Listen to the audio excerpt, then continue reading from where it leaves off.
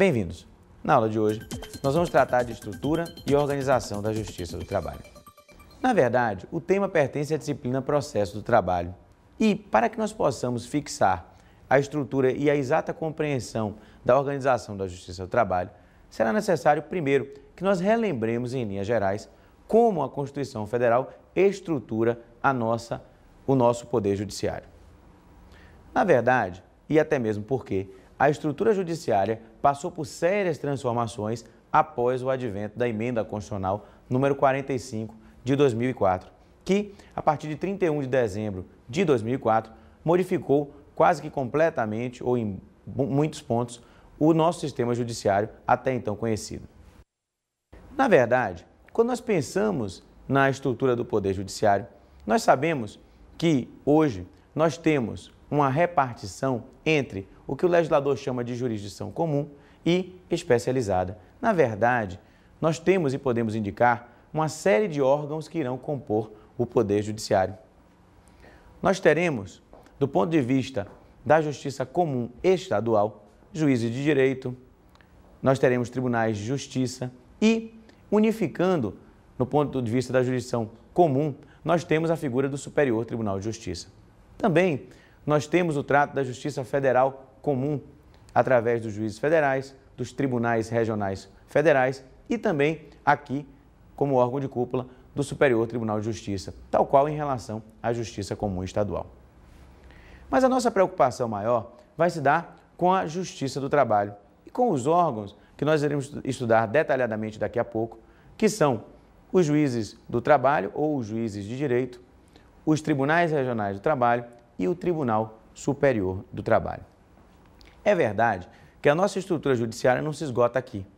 Nós temos ainda os juízes e tribunais militares e os juízes e tribunais eleitorais que também integram a estrutura judiciária brasileira. Como órgão de cúpula, se reconhece a figura do Supremo Tribunal Federal. Em relação ao Supremo Tribunal Federal, lembram aos senhores que, a parte de ser composto de 11 ministros, o Supremo Tribunal Federal teve profundas modificações advindas da Emenda Constitucional 45, dentre outros pontos, a criação da chamada súmula vinculante. Nós sabemos que a Emenda 45 permitiu que o Supremo Tribunal Federal edite, dentre outros pontos, súmula vinculante. Ou seja, primeiro, o que é a súmula? A súmula é a cristalização do pensamento dos tribunais superiores sobre uma determinada matéria. É verdade que as súmulas poderão existir também para outros tribunais que não os tribunais superiores, mas são mais usuais nesse nível de integrantes do Poder Judiciário. Na verdade, a emenda estabelece a vinculação. O que seria isso? Nós sabemos que até a Emenda Constitucional 45, aqueles pronunciamentos que espelhavam a cristalização do pensamento dos tribunais superiores poderiam ser seguidos ou não pelos tribunais inferiores. Assim, nós tínhamos a possibilidade de um juiz que estivesse atuando em primeiro grau de jurisdição ou em segundo grau rejeitar o entendimento do Tribunal Superior, em nome, inclusive, da independência de que goza o magistrado na prolação das suas sentenças. Na verdade, toda a reforma é arrumada no sentido de conferir maior poder aos tribunais superiores. E nessa perspectiva vem a súmula vinculante, que desde que seja aprovada por 2/3 dos ministros do Supremo Tribunal Federal, essa decisão, esse conteúdo da súmula, não poderá ser contrariado pelos juízes de tribunais inferiores. Percebam, o legislador, ele tomou cuidado. Por quê? Porque se ele não houvesse se manifestado expressamente, as atuais súmulas do Supremo Tribunal Federal, veja, aquelas anteriores a 31 de dezembro de 2004, elas automaticamente se transformariam em súmulas vinculantes.